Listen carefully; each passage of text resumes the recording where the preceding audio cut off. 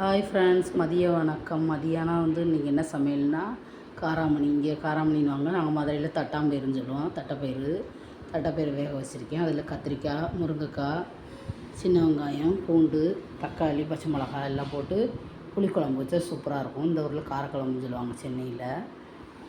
சூப்பராக இருக்கும். கத்திரிக்காய், முருங்கைக்காயெல்லாம் போட்டு அவ்வளோ ஒரு டேஸ்ட்டாக சூப்பராக இருக்கும், சுவையாக இருக்கும். நீங்களும் செஞ்சு பாருங்கள். அதுக்கு மேசிங்காக பொடலங்காய் பொரியல் பண்ண போகிறேன். அதுக்கு ஒரு பெரிய வெங்காயம் வச்சுருக்கேன்.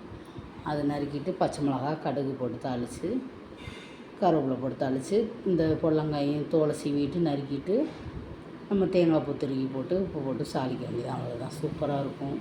எல்லாத்துக்கும் தெரியும் பொடலங்காய் பொரியல். நான் என்ன சொல்ல, பருப்பு போட்டு கூட்டு வைக்கல, நான் சும்மா 3 காய் இருக்கிறதுனால சும்மாவே நறுக்கி பொரிக்க போகிறேன்.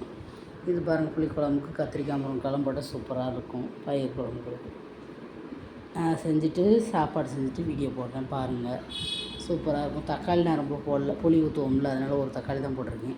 அது ஒரு வெங்காயம் பொடலங்காய்க்கு வச்சுருக்கேன். இது சின்ன வெங்காயம் பூண்டு உரிக்கணும்.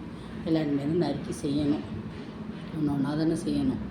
வேலை பார்த்தா எல்லாம் கழுவி வாஷ் பண்ணிட்டு வச்சுருக்கேன் காய்கறிகளை. இப்போ தான் இட்லி சாப்பிட்டேன். நீ அடுத்து மத்தியானம் சமையல் வேலை 11 மணிக்கு இப்போ உட்காந்துருக்கேன். 12 மணி ஆயிரும் காய் நறுக்கி முடிக்கவே. அப்புறமா சமையல் பண்ணிவிட்டு சாப்பிட்றதுக்கு 2 மணி ஆயிரும். பாய்.